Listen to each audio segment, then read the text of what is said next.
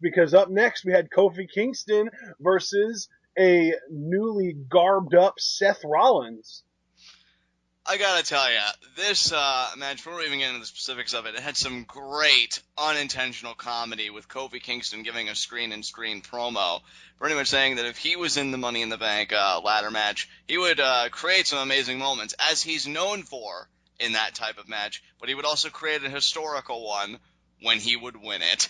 Oh, Kofi.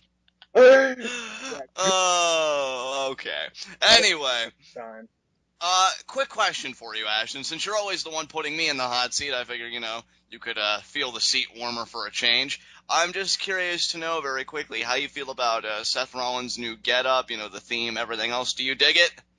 What I really like is that they are giving him an identity.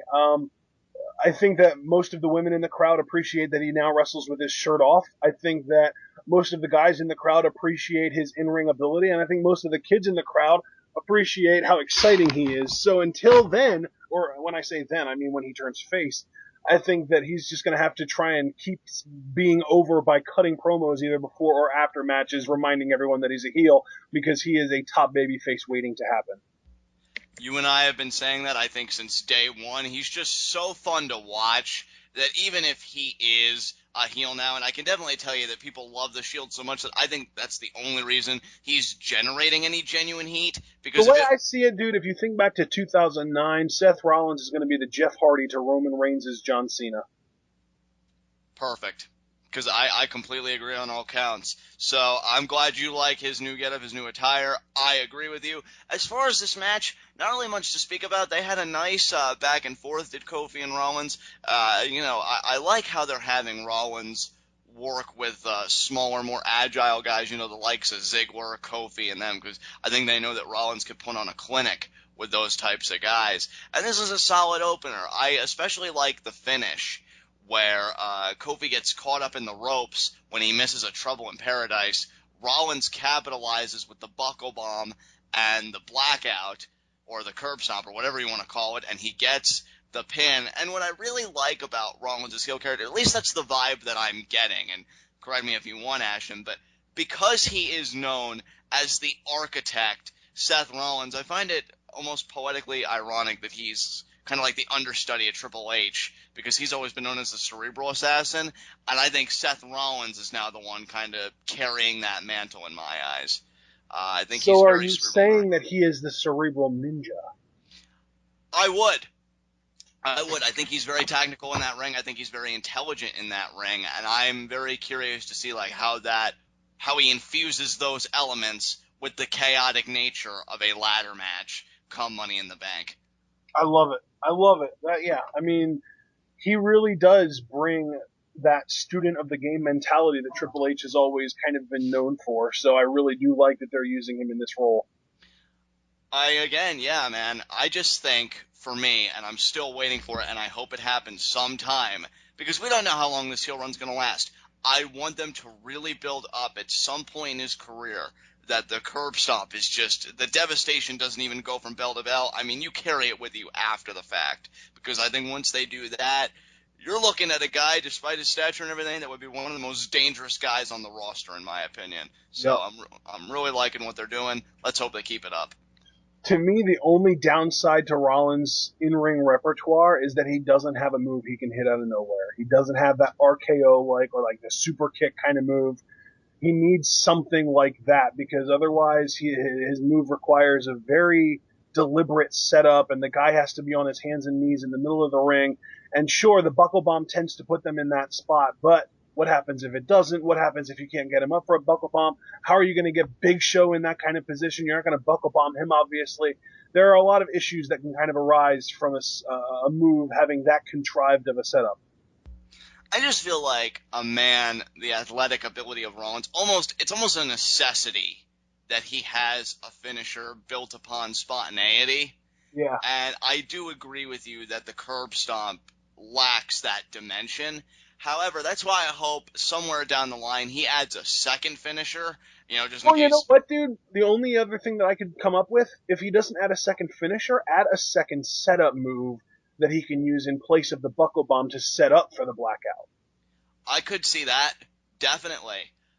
Because, I mean, like you said, I just love that line of yours. I never forgot it. Everybody's the same size when they're on their hands and knees. If Right. Rollins could just find a way to get even the most towering giant like the Big Show or Khali or somebody like that, in that position, whether it be by a DDT or some kind of hold that just really weakens them in that position, that would be, really tremendous. But I until he think he should overcomes that start problem. using the Pele kick. That could work because, and it's certainly logical because the commentators can say, well, it throws off his equilibrium. He doesn't even know where he is. And then bam, follows it up with the curb stomp, which makes even more logical sense because he's building on the damage he already did with the Pele. Yep. So I like it.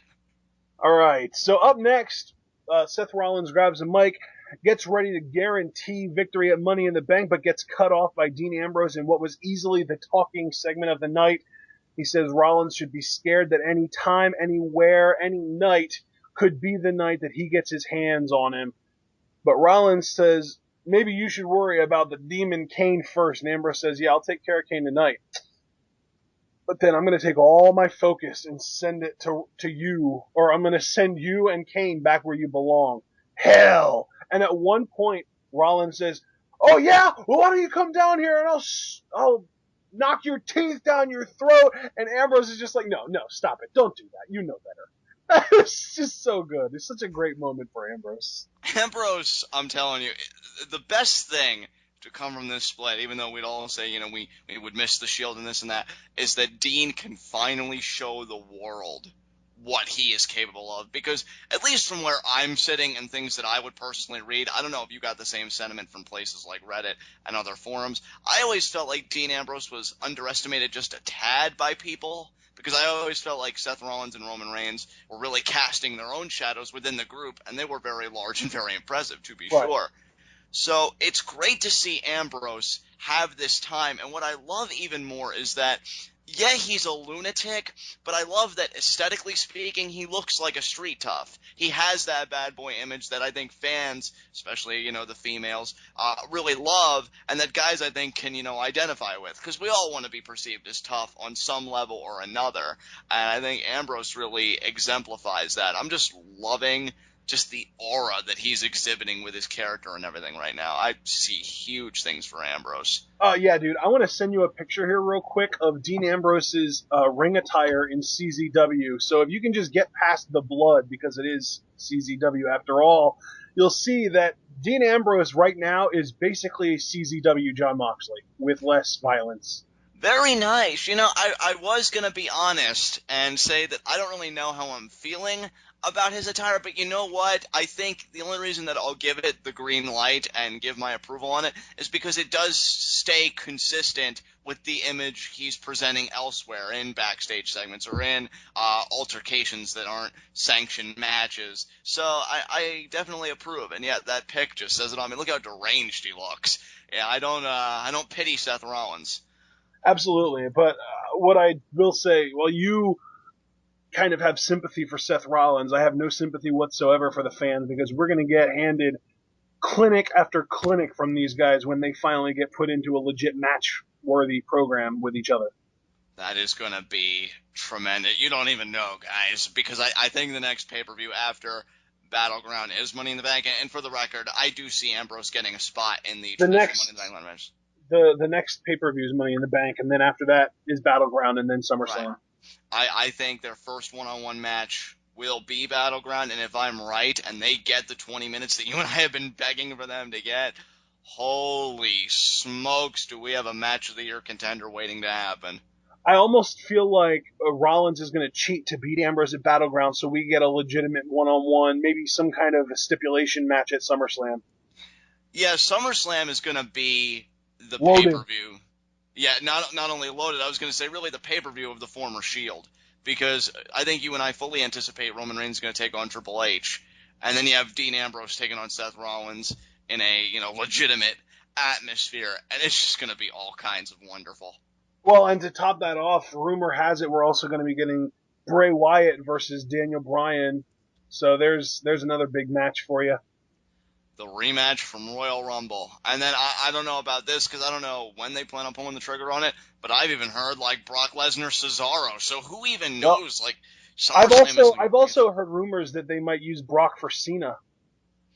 I would be okay with that. I mean, Give after their Cena match, yeah. something to do, yeah, and maybe then they can just do like Cesaro, Sheamus, or something like that. I mean, they've been using those guys against each other enough as of lately, but it wouldn't surprise me if they went back to the well one more time for that match.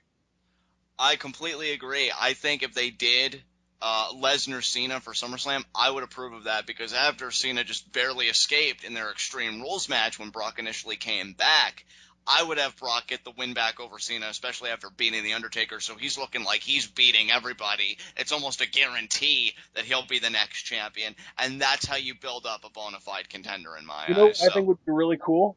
what's that? Triple threat mid card unification match: Sheamus, Barrett, Cesaro. I could get behind that, definitely, because I'm in no rush. As much as I am rooting for Cesaro at Money in the Bank next Sunday, I really am in no rush for him to get to the world title because I'm confident he will get there. So whatever detours you want him to take, I'm cool with because in the end, I know where all roads lead, and that's to his very first world title. So I'd approve. So, actually, you know what? I'm getting ready to talk Money in the Bank. I need to stop myself. This is SmackDown, so let's talk about SmackDown. All Uh, right. After Ambrose's awesome promo, speaking of Bad News Barrett, we had a match between him and Dolph Ziggler, and this was a really solid match, but the best part about it wasn't necessarily the match itself, but the result of the match, which shocked the crap out of me. You and me both, man. I think everybody in attendance, considering Dolph's record as of late, he gets the win. And, I was mulling over how I thought about the finish because it was pretty much a sunset flip. Dolph was doing the 10 punches in the corner.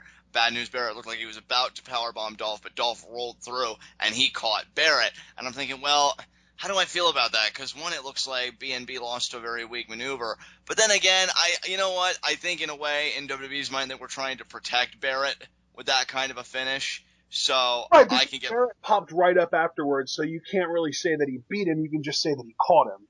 Exactly, Ashton. Great phrasing there. And yeah, Dolph celebrating. He cut a screen and screen promo before this, pretty much saying that he would, do anything. Like he wants to be a part of that Money in the Bank ladder match so badly. And I think he made a strong case. But then what was great about this is Dolph celebrating with the fans, finally getting back on track. And what does he turn around into? The best Bad News Bullhammer I think I've ever seen. It was glorious. I mean, he knocked him out. It was like wham, and he left him. I mean, and you know what? I like that. I like that Bad News Barrett is retaining his strength, retaining his dominance. I've said it consistently week in and week out, almost as much as I say every week that Bray Wyatt I think is the best promo cutter right now, and that's that Bad News Barrett. I think Barrett's just never been better. And honestly, if he got in this match, despite the fact that he's holding the Intercontinental Championship, I wouldn't doubt anybody that puts chips down on Barrett to win. I wouldn't call that unrealistic. So yeah, nice matchup between these two. To me, the strangest part about this match is that we don't know who's in it yet, but at the same time, I feel like Seth Rollins is already the favorite to win the whole thing. Oh, absolutely. I told you before we even started recording because we had like a little mini discussion about it. I said, to me, I've been saying Bray Wyatt's the favorite in the world title match for so long now, and it's not that I'm abandoning that horse per se, but now that Roman Reigns is in it, and then you got Seth Rollins on the opposite side in the traditional match, you have to wonder if they're obviously setting up that collision. I don't think so, at least not yet, but man, does it throw a cog in things. Yeah, I So, mean, I think it's safe to say that we could definitely see Reigns winning the title that night, and then immediately Rollins cashing in on him to win the title back in the authorities' hands, basically. my thought process exactly. We'll Because, have to. and you know what, dude? Here's the thing. I personally would 100% approve of that because my problem isn't Roman Reigns isn't ready. It's that he isn't ready. Let me rephrase that. My problem isn't Roman Reigns isn't ready to be a champion. My problem is that Roman Reigns isn't ready to be in constant pay-per-view main events as a champion in that kind of role where he has to carry a match with one other guy one-on-one and have everybody's eyes on only him and whoever else he's going against. That's why I love the Shield so much because they help to cover up his inadequacies. If he becomes a champion, I don't have a problem if he doesn't ever actually have to defend the thing if he loses it the same night. But if he holds the title and he has to defend it on pay-per-views, I have a definite concern for the quality of his matches because, again, he's just not quite there yet. and his promos. And basically, you have to really carry everything when you're the champion. You have to be able to talk. You have to be able to have that presence, which obviously he has down. You have to be able to carry matches, all that stuff. And he's on his way, but he's not there yet. But if he wins it and then loses it right away to somebody who is, in my opinion, significantly more capable of filling that role than him in Seth Rollins, all aboard the hype train, dude. I'm all about it. So to wrap it up as succinctly as I can, because I don't want to put words in your mouth, I think your big criticism with Reigns comes down to it's not that he's not ready to be a champion. You don't think that Reigns is ready to be the man, and there's a distinct difference. Is that about right? No. Well, I guess it depends on how you define the man. If you define the man as the guy that gets the most TV time every week, the guy who has the most attention on him, then yes. If you define the man as the top guy, as in like John Cena, then no. All right. All right. Regardless, I can see where you're coming from, definitely. I think that was the best part of the show, was that they accentuated Reigns' positives and hid his negatives, as I feel like you should do with any talent that you're trying to navigate through the waters. And yeah, for me, dude, the thing is, I wouldn't mind it either if Reigns won the World Championship Money in the Bank, because here's the thing. He's not, how can I put this? He's not really the champion. In fact, it's not even really about the championship. The championship becomes a storytelling device, because I could see him losing it immediately after to the guy holding the Money in the Bank briefcase, who we're presuming to be Seth Rollins in this hypothetical. Right. So to me, it just furthers the narrative. It's not about Reigns, oh, he's finally climbed the mountain. No, it's furthering the narrative of the descent between Seth Rollins and Roman Reigns, and then he'd get an even bigger payoff, his legitimate title win, as I'll call it, at a later date, whatever that might be. Right. So yeah, I wouldn't have a problem with it either, but I'm still thinking, man, Bray Wyatt, and we'll get to him later too, because he had some very interesting words tonight. But yeah, great I stuff. kind of feel like Reigns winning the title at Money in the Bank would be his equivalent to Chris Jericho getting a fast 3 count on Triple H for the title in, I believe it was 2000, and then that decision being reversed a week later. It's like everyone felt like Jericho was so close to being the guy, and then he finally tasted it, and then it got taken away from him. Now, granted, he got back to the peak of the mountain, I believe it was less than 6 months later, but it was when he was in a position where it made more sense than when he won it the first time. So I feel like this could be a very similar situation to that, where Reigns wins the title, the crowd pops huge, they create that one awesome moment, and then Rollins takes it all away from him, and we have a legitimate number one heel champion that just perfectly makes sense. I really like the parallel you used, and I can get behind that. So I think we can end the discussion there. Again, Dolph gets the win. Awesome for him. I think it's time Dolph started to begin the ascent back to where, he's meant to be. He's such a great level player, as is Bad News Barrett. I hope both guys find their way into that ladder match. Wish them both the best of luck.